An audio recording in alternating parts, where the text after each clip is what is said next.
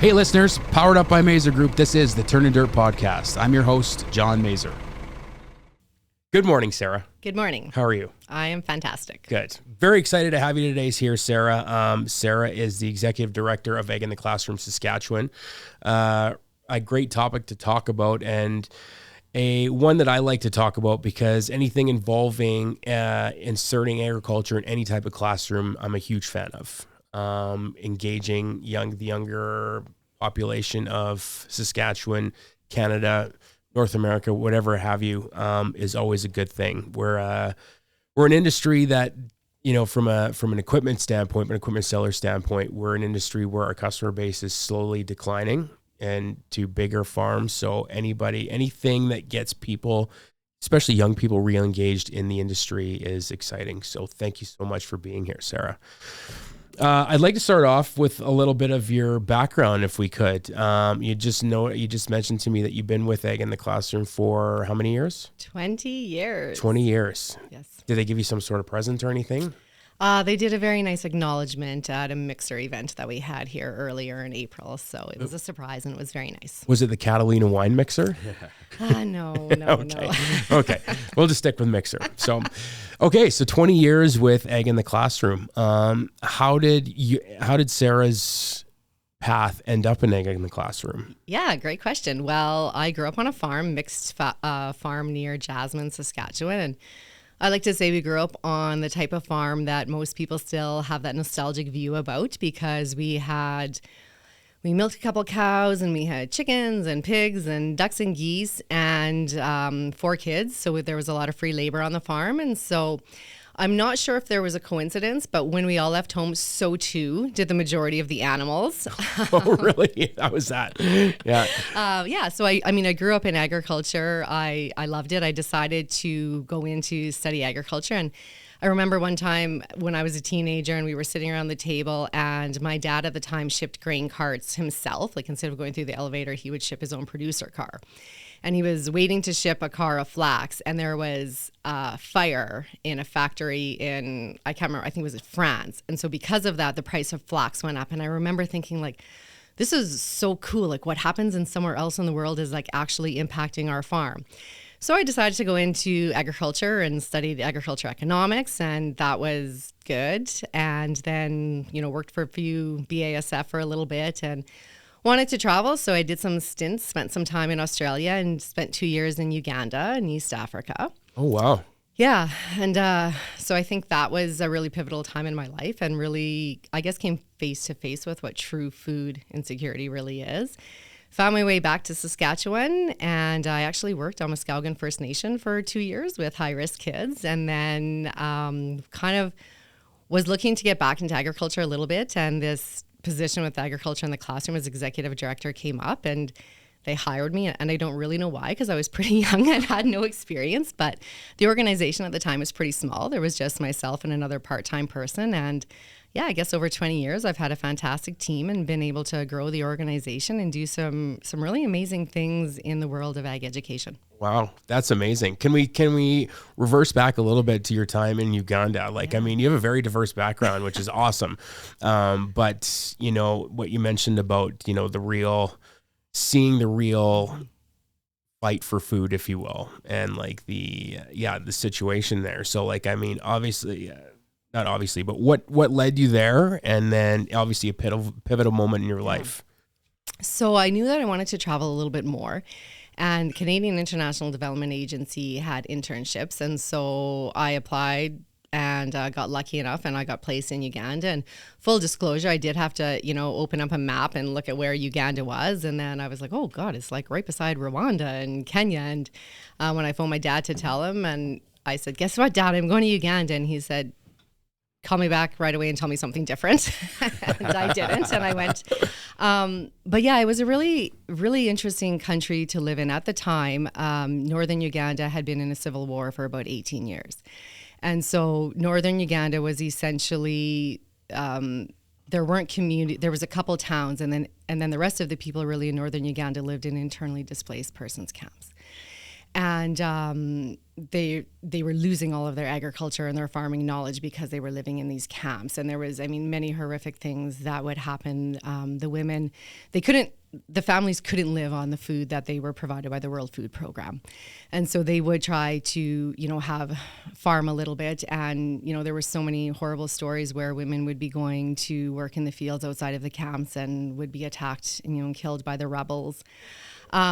But in the camps, because I did have the opportunity to visit a few of the camps, and they had nothing. Like, the food that they had was so little. And I think for me, that was really, really important for me, I think, to realize like just how important food is. And, when I came back here, came to Saskatchewan, I remember the first spring I came back and I was seating with my dad. And, I'd gotten this job with Ag in the Classroom. And one gentleman asked me at a meeting, he said, well, why agriculture? Like, why is this important? Why do kids need to know? And I was like, okay, I don't know if I really know this, really.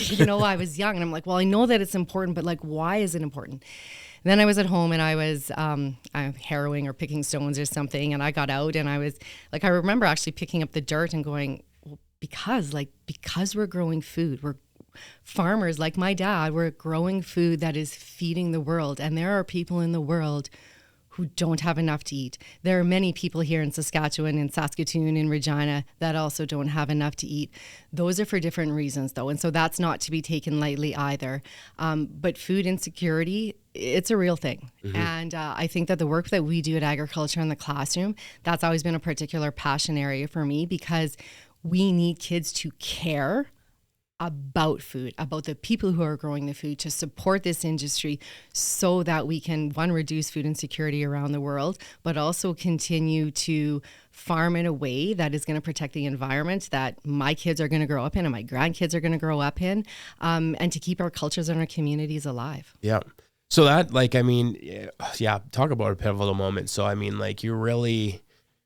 that really outlined the trajectory of, what you, as you said, what we need kids to know. And it's not just about like a farming operation here, which obviously is important to know, but like where our food's going.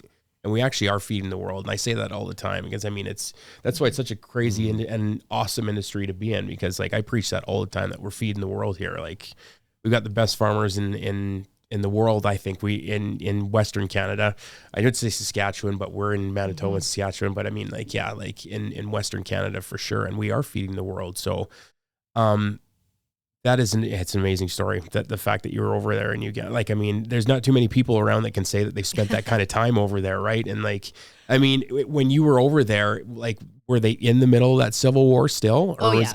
Really? Oh yeah. We had to fly in sometimes when we were going to the northern communities because it wasn't safe to drive. I remember one instance where we were doing a workshop and one of the guys there, he wanted me to go on the back of his bike to go, I think, to meet his mom. I don't remember exactly. And anyway, so it was about a mile or two kind of near the outskirts of town.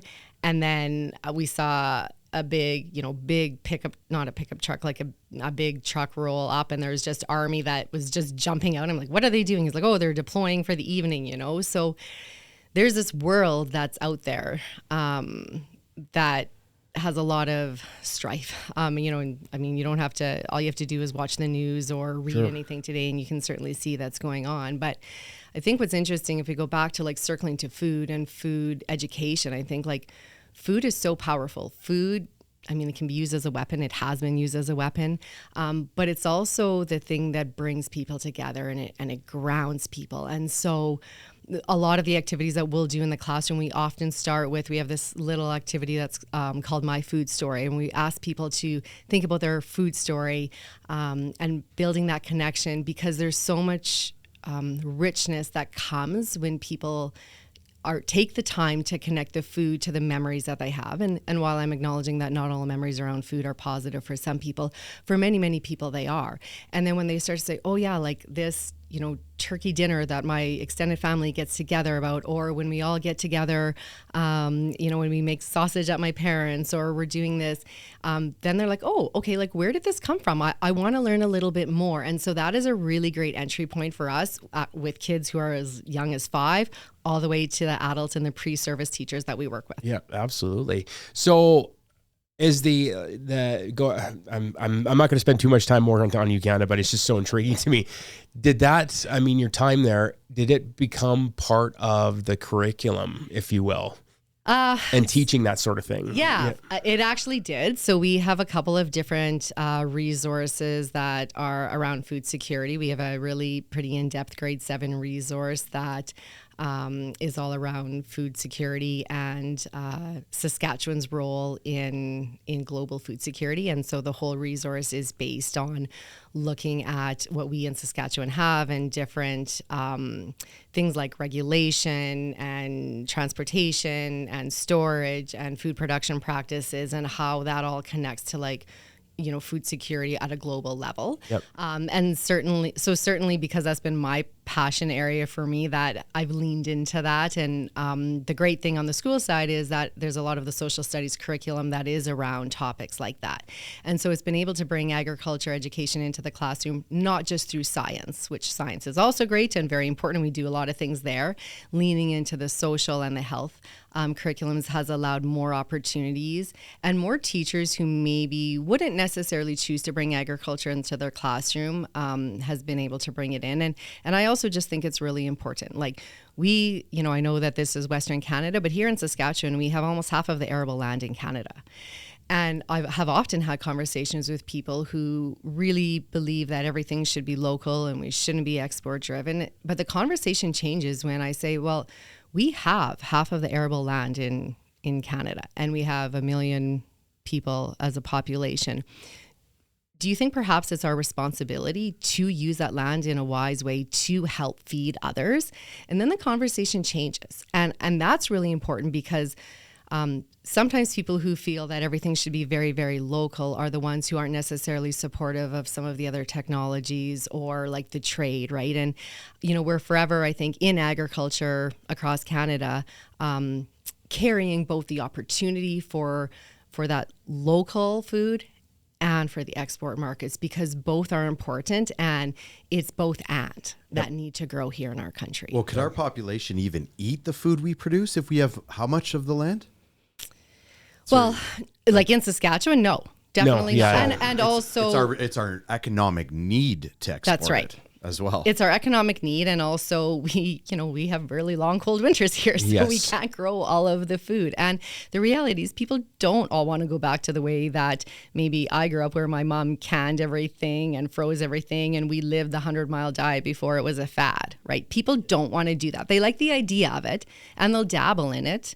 But people don't want to go back in time and live that way before. And even now, when I'll say to my mom, like, Mom, do you miss that? She's like, God, no. Do you know how much work that was? Mm-hmm. And so that goes to like, there's this nostalgic view that's out there of like, oh, the way farming like should be. Really? Yeah. Like, and I don't know why sometimes having an image of a GPS and a tractor, would mean that a farmer cares less about the land that they're taking care of versus a picture of them on an open tractor with a small cultivator. Right. But somehow the perception that exists out there is that technology, while people embrace it in all other aspects of their life, there's something about the farming and the food production where people don't seem to be as comfortable with the use of technology until they are at the farm. Right. Hands on, like seeing it. Right. So we do a lot of farm tours for students and teachers. And I can tell you far and away the two comments that always come back, and most often from teachers and parent chaperones, are, wow, I had no idea that farmers cared so much. And two, I had no idea there was so much technology. Yeah. Like they have no idea. And they're not scared of it when they see it on the farm, but something about seeing it elsewhere, like on the social media or in the newspaper, seems like, what? Like a robotic milker? Does that mean the farmer doesn't even go out to see his cows? Yeah. Like, do they not care about the cows? He's not really milking the cows. Well, of course the farmers care about their cows, but actually robotic milkers is better for the cows because we've invested in the research and the technology, and now these cows can be milked as many times a day as they want. So they're not carrying these huge heavy udders. That's a good thing for the cows, and it doesn't mean the farmer doesn't care. So I think in the work that we do at agriculture in the classroom, we're helping in a really, I think, hands-on, real way to shift those perceptions to be like, oh yeah, this is actually like a good thing and technology is cool and like farmers care about their land, and when they're using, GPS and auto steer, like that's actually a good thing. Yes. It's not something to be scared about. Absolutely not. And so, it's technology is such a tenet in agriculture operations now. Like, I mean, when Mazer Group came out to Saskatchewan in 2019, it wasn't nearly as big in Manitoba as it was here. Like, I mean, the number one buying criteria for a lot of our customers is technology. So we had a lot of catching up to do as a company in order to educate ourselves and in turn educate the customer about what we have to offer. So, I mean, it was a big wake up call for us, and thankfully, we made that move, and now it's what drives a farm almost. Like, I mean, it's a big part of it. So, going back to, 20 years ago, Sarah has just got on with agriculture in the classroom. What was being offered at that point? Not much. No, I guess what I'm thinking. Like, I mean, going 20 years ago, because I mean, this is, even though you've been in it for 20 years, Sarah, this is a relatively almost a new topic of discussion. Like, I mean, and I say that in the sense that like I anything that gets young people engaged in farming is wonderful. And so, love talking about it, and so, what was offered 20 years ago? Well, we participated with Agribition, and they had an education program there, a long-standing education program. And there was a couple of resources that got sent out to schools. And so when I started, I didn't know what I didn't know. So I knew I needed to figure that out.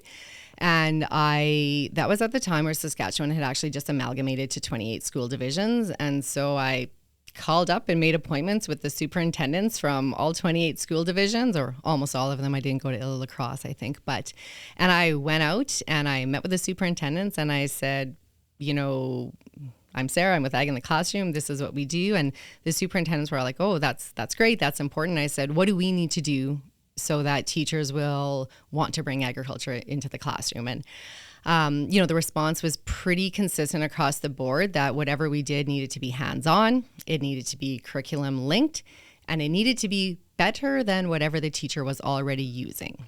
If anything. Yeah. So that had been really, those are my guiding goalposts that I've still stayed with. Everything that we do has a hands-on and interactive element. It's all curriculum linked. The information's important. It's accurate, balanced, current, science-based. The way in which that information is shared, we take a very curiosity-based approach, inquiry-based learning. So we really want students to think, to discover, to ask questions, to explore. We don't want to just go in there and say, this is the right thing to be doing, because actually there's lots of different perspectives, right? And we represent all of agriculture. And so it was a long, hard journey. I remember being, thrilled if a teacher would call or email at the time. And now the reality is we cannot keep up. So last year... That's amazing news. Sorry to interrupt you, but that's amazing news. Yeah. So like last year here in Saskatchewan, we directly reached 80,000 students through our programs and resources. Oh, wow. I think there'd be kind of similar numbers if I'd look across Alberta and Manitoba as well, doing also fantastic, great things. We reached over 600 schools in the province from, over 200 communities. And we've done it because we've listened to teachers, we've listened to the agriculture community, we've spent the time building the resources and programs that teachers want, that they will use, that have an impact when they're in the classroom. And we're continuously evolving, just like agriculture is continuously evolving and bringing in technology and, trying to identify the problems as they're emerging or before they're emerging. We're doing the same thing, right? And we've built up a really good reputation for being that accurate, balanced, and current. And, that's not always an easy line to walk, I got to tell you. Yeah. But it's also really important because we have to be trusted in the classroom. And so we aren't, Bayer Crop Science coming into the classroom. Bayer Crop Science is one of our huge and very important partners. Nutrien is as well. And all of our partners are really amazing in saying, we trust you. Here are the funds. Develop good resources, develop good programs. We support you. And so that's allowed us to do things in a pretty unbiased way, because we do get drawn back to, like I said, the science-based and social, because of course, that's what I lean into a bit. Yeah. Yeah. So the engagement and the engagement by school divisions per school is the same, is being done the same way as it was 20 years ago. Essentially, you're going to pitch school divisions, and obviously you have a much more broader offering for different age groups, that sort of thing. It's a little bit different. So when I went with all the school division superintendents, I met with them, and then I took all that knowledge, and then we started developing. But we're I would say, like, in the marketing world, we would market directly to teachers. And so we would attend different teacher conventions. We have a pretty strong social media following, and the teachers. So we do work through some school divisions, and there's a couple school divisions. One I'll call out in particular is Horizon School Division. They have an agriculture education person on their staff. They just organized a big ag day yesterday for 500 students. So we were out there as part of that. Nice. But really, it's, we're talking to teachers. We're also talking to the Ministry of Education. We've got some great relationships there. I've been invited to be a reviewer on different curriculum that they're developing. We're working to develop the relationships with the school divisions to take a bit more higher level. But really, the reality is all of our programs are full. We've got wait lists for programs. We can't keep up to the demand for the resources that we have, like our soil kit, our seed kit. And so, that's a great spot to be in. And also, one of the things that the teachers have told us, because in the last year, has been that without the experiences we're providing, they probably wouldn't bring agriculture into their classroom. So I guess everybody who's listening, I would challenge you to say, like, how are you supporting the work that agriculture in the classroom is doing to ensure that we are meeting the demand that's out there? Because yes, we reach 80,000 students. Well, there's double that in the province. Yep. Yeah, and probably that much more interest too. If you've got a waiting list, yes, there's people wanting to know. Sarah, in your 20 years, I'm curious, a lot of times in these nonprofits or these movements, there's a certain time frame where there's a paradigm shift in the industry that really spikes the interest in your organization. Was there anything that happened in the last 20 years where you saw kind of your big win, or where you kind of really, something happened in the industry that really pushed it to either a government focus, an education focus, or an industry focus for you that really helped the growth? Yeah, I would say in the last decade, when public trust kind of became something that the industry started to recognize, oh, hey, we can't just do whatever we want because we know it's good. The public also needs to support the work that we're doing. So the Saskatchewan government was pretty instrumental and a leader in developing the public trust strategy nationally. Alana Cook, when she was with her time in the government as a deputy minister, really advanced that. I think social license was the term they were using at that time. So when the industry started recognizing that they needed the public to understand and support the agriculture technologies, because what's happening is, of course, policies are getting put into place that we're limiting farmers and limiting the agriculture industry to move forward in a way that was actually innovative and bringing in some of these new techniques and technologies. And they realized, whoa, and then they looked at what's happening in Europe, for example, when they're banning glyphosate, and there's those things, and realizing, whoa, if the public doesn't understand what we're doing, then we might not be able to farm the way that we want to farm. And I don't mean that in the doing whatever they want, because I think everybody in agriculture knows that farmers are farming for the next generation, right? So they are trying to take the best care of the land. Yes, we're trying to be as productive on it, but they're trying to make good decisions with the science and the technology that they have available. But if society doesn't support those technologies, and those people become the policymakers that are driving what's happening and putting in the regulations in place, then they won't be able to do that. And so the kids who are sitting in grade 12 today, the ones with their hoodies up and whatever, yep, in 10 years, they are the ones who are going to be making those decisions. They might be working for the Pest Management Regulation Agency. They're going to be ones writing the briefing notes. So if those kids have no understanding of agriculture, then for the future of agriculture to remain innovative and to do these things, that our power is going to be limited. So I would say that there definitely was a shift. Now I'll say, the shift was that a lot of the businesses and companies were like, whoa, somebody needs to do something about this. And there have been some dollars put towards it, but certainly not the funding that is actually needed to really have the impact that I think the businesses want to see. So the farmers have recognized it sooner. And I would say in Saskatchewan and across Canada, the farmer associations have been very supportive of agriculture in the classroom, both in terms of volunteers, but also putting like their checkoff dollars towards this. I would say the rest of the industry, and I get it because they're not always looking maybe with that, long focus. And I can prove reach. Impact is a bit harder to prove. I mean, I'm starting to get some of the data that shows, the events that we have with kids, they're actually choosing careers in agriculture. They're doing this. But, when you've got a business case, our business case needs beefing up, I guess. Gotcha.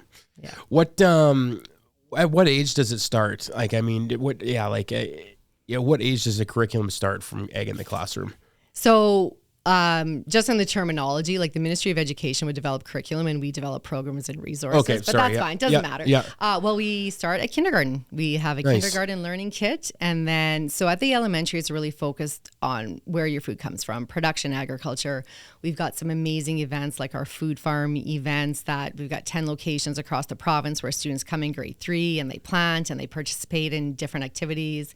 Then they come back in grade 4 and they harvest and they're a part of that, all the way up to our career events that we hold for grade 12s and some of our, high school resources like our chemistry cheese making kit and stuff like that. And so it really is a continuum of building that knowledge, that understanding.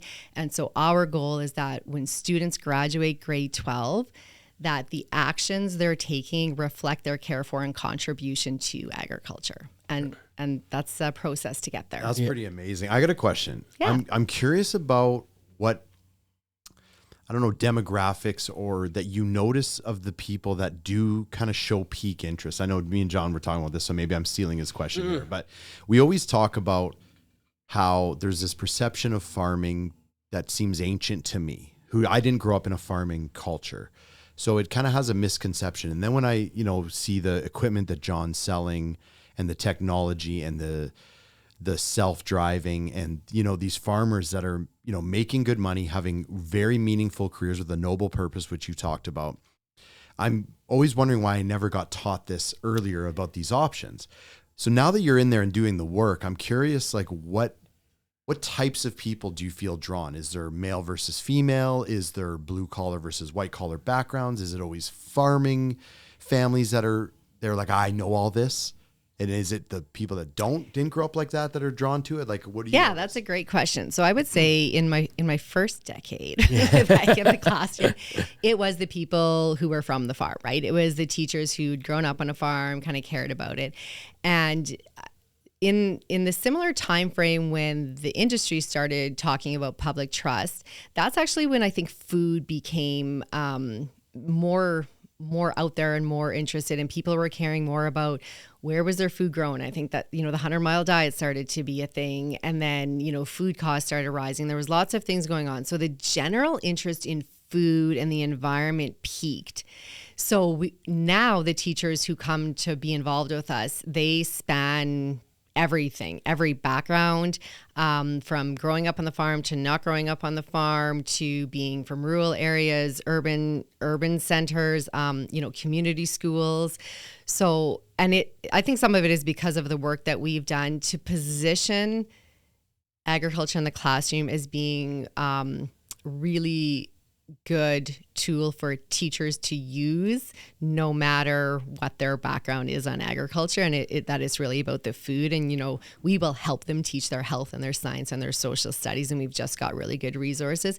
We've also done a lot of work. We have a teacher tour that we've been running for a number of years. And when we get teachers who are from an urban area that come on it, they fall in love with agriculture too. And so some of our strongest teacher supporters are actually not even from a farm, but they've been involved with us and they've seen what agriculture is. And so that's always, I think, refreshing for me too, when I get to see somebody fall in love with agriculture.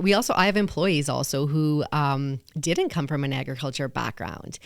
A lot of them do, but they didn't all. I mean, one colleague she's a former colleague now, but she grew up in Calgary. She had her food science degree. And she started working with us, and she just became a huge agriculture supporter. And she's like, this industry is amazing. She's working with Nutrien now. Okay.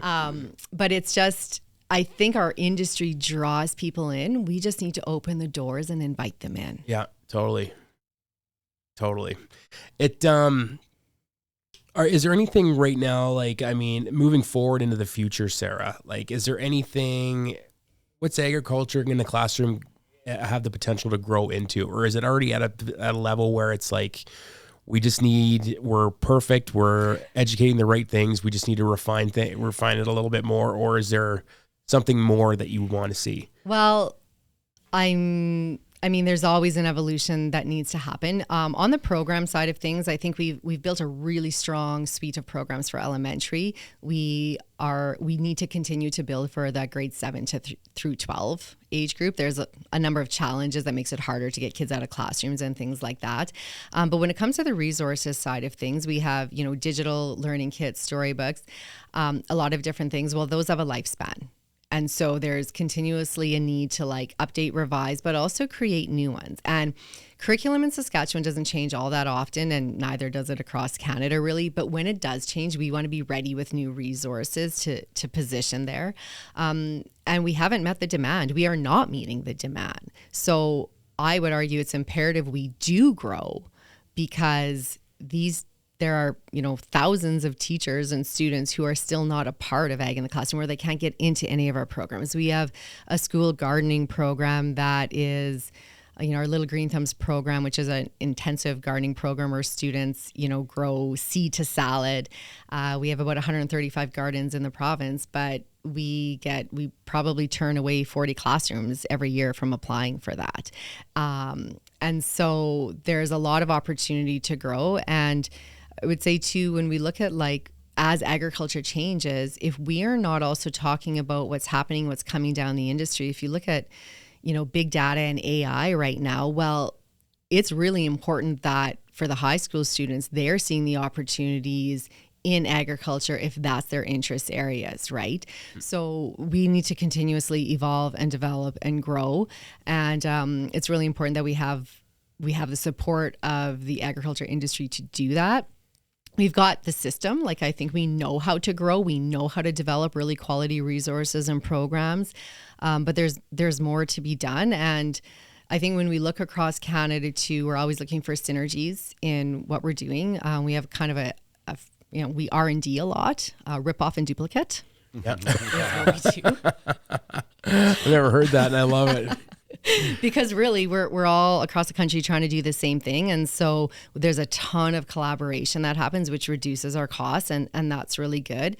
And I guess the other thing I would say is it's not getting any easier for us to do the work that we're doing. I would argue that there is a growing distrust of science out there in the world. All you need to do is look at the polarization that happened when the COVID-19 vaccines came out, and people are fearful of science, and people want absolutes, and and that isn't how science works. Science won't say, yes, this will 100% do this.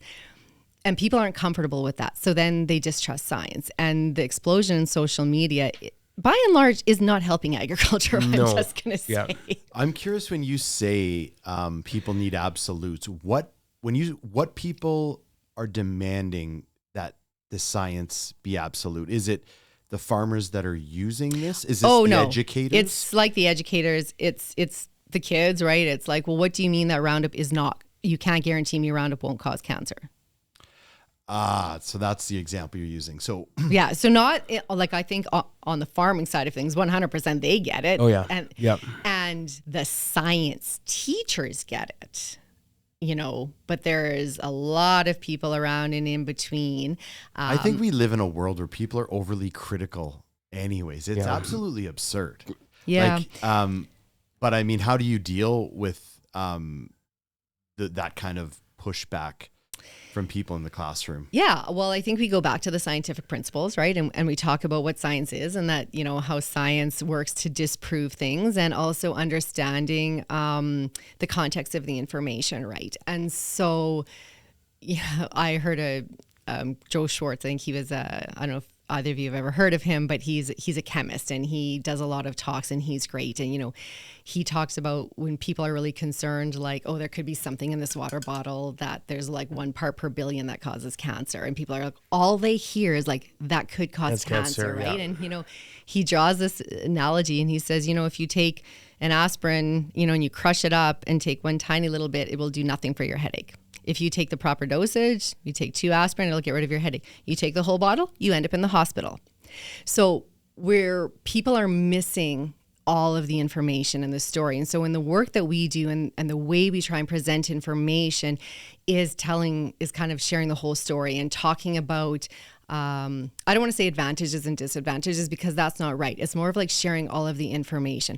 Hormones in beef, right, is another one. Like, yes, there are added hormones, but why are they added? So that they convert feed a lot more efficiently, right? And so that's better for the environment. And then actually the amount of hormones, even in animals that are given hormones, is like, I don't know, 300,000 less than a head of cabbage, right? Yeah. So that's the work that we have to do, but we first have to get into the classroom. We have to be trusted so that they want to listen to us, right? And we've worked really, really hard, and I have an amazing team, and we've done that. We're there. Like, teachers trust us, right?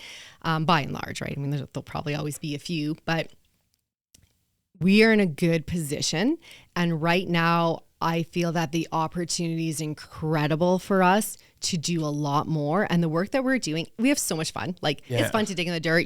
Kids plant underwear in spring, they harvest them in fall, and the underwear are eaten. And like, that's so fun, right? And kids laugh and they get to see the animals. What do you come again on that one? I have to share the underwear story because it's so good.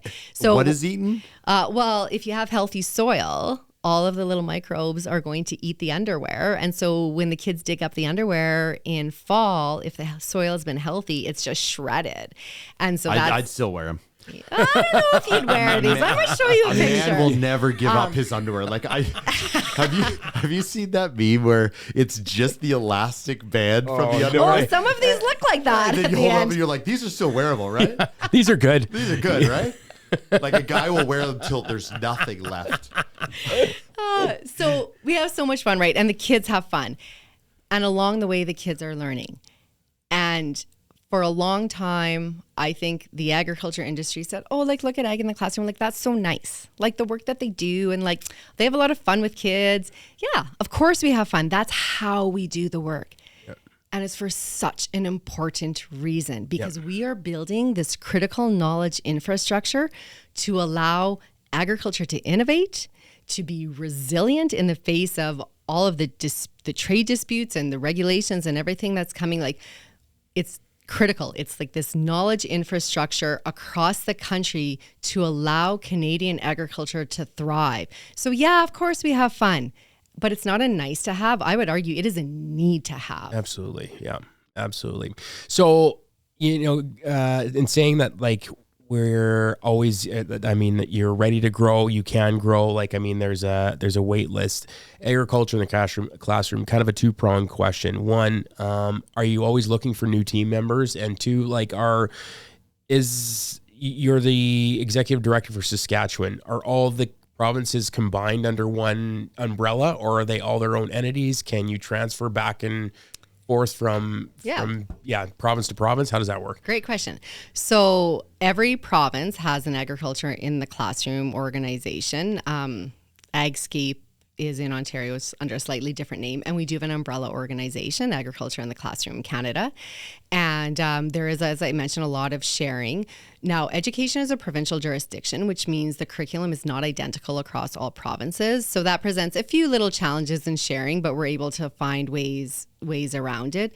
But certainly as the national organization, we have a lot of strength. There's been opportunities for us to get funding through Agriculture and Agri-Food Canada as a national organization that we can't as provincial organizations. And again, like the sharing, and I think being able to take the importance of ag education to the next level is something that collectively we're able to do. We have a great board of directors nationally that is, has some really, I think, pretty skilled, well-informed, well-connected people. That was a recent change. So in the last year that provincial executive directors used to be the board of the national organization, and then we made a big change. And so now we've got for example, I'm proud out of Saskatchewan, Dr. Angela Bedard, who's the Dean of the College of Ag Bioresources, is on the board, and Darcy Pollock is our board chair. So we're well represented in Saskatchewan on the board. So I think that's really important. And then, we're poised to grow. Are we always looking for staff? I mean, we're like any other business. There's turnover, so we do have staff. Always looking for volunteers, though. During March, we run a program called Canadian Agriculture Literacy Month, and we do classroom presentations, and we match up classrooms with volunteers. And last year, I think we had about 336 classrooms sign up and only about 150 volunteers. So if any listeners out there want to go visit a classroom, happy to have you. So volunteers, really important. If you're got an interest, and we do have postings periodically for the work that we do. And then I've got a fantastic, relationship manager that does a lot of our fundraising for us. And so I guess that's the other way to contribute. In fall, we'll run a campaign called Acres for Education. So we invite farmers to donate 10 cents per every acre that they farm. And I don't know what, you might know this better. Actually, do you know what input costs roughly per acre are? Oh my goodness. Now you're putting me to the test here. I don't. Oh yeah. I don't know either. Maybe $350, $400. I'm not sure exactly what they are. It depends on the crop, of course. But I would invite farmers to add on 10 cents per acre that they farm as a donation to Ag in the Classroom, and viewing it as maybe not as much of a donation as an investment in the future of their farm. And so lots of different ways to get involved. Nice. You were bang on, Sarah. It's $300 to $450 per acre. There you go. Input costs. They won't even notice the 10 cents. No, I mean, that's, it's nothing. So say we got a listener out there that wants to get involved with this. What's the best way to go about it? The best way is just go on our website. So it's aitc.sk.ca, and just shoot me an email and let me know how you want to get involved. There you go. So from a volunteer standpoint, are we talking about you said volunteers in the classroom. Are we teaching something, or what is a duty of a volunteer? For sure. So we will give you a kind of canned presentation to do with the students if you want, or many volunteers will bring their own presentation in if they're comfortable. So that's during Canadian Agriculture Literacy Month. I had mentioned earlier, we do also a lot of farm tours. And so if you're willing to open up your farm to a group of students, you can also sign up for that. We've got a volunteer sign up page on our website.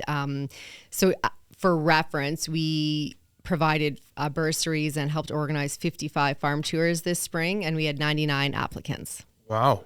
So there's a need for that. Yeah. If you, as a farmer, sometimes we're looking for seed or soil or different things like that. So I think there's a lot of different ways, and I really appreciate that farmers are really busy, and but agriculture is beyond farming. And so any listeners out there who are involved in agriculture in a peripheral way, I wouldn't say peripheral way, but involved in agriculture, but not direct farming, opportunities for you to be involved too. Yep. Amazing. All available on the website. We could probably flash that up right now, or you can put a link up on when we go to publish. So 100%. Right on. Sarah, I just have to ask you before you go, because I know your family. Are you a Toronto Maple Leafs fan? No, I'm an Edmonton Oilers fan. Okay, so that's got to cause some fighting around Thanksgiving. A little bit, but huge. My family's all huge Rider fans. I knew that. So grew up going to games. And actually, it's funny. I think about sometimes the Riders in a parallel to Ag in the Classroom and agriculture. Like, if you only go to one game, you're like, oh, that was kind of fun. But then maybe you go to like 2 or 3 games, and then you get to meet a player, and then you get a tour of the dressing room, and then all of a sudden you've got season tickets. Mm-hmm. So with agriculture, coming out to one food farm, that's fun. Oh, but then maybe they have the gardening program now. And then now they're using one of our resources. And next thing you know, those kids are like, oh, agriculture is super cool. I want to be in this industry. And so that's what we're trying to do, right? We're building. And I just invite everybody who's listening to be part of this, like build with us. Let's build a future for agriculture that we all want together. Yep.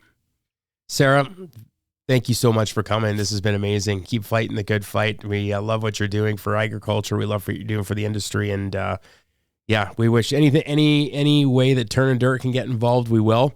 All right. But thank you so much for coming. And we'll love to have you back in a little bit and just see how progress is going. That sounds great. Maybe I'll bring a kid with me next time. Yeah, I like that. That would be great. Perfect. Nice. All right. Thanks, Sarah. Thank you. All right.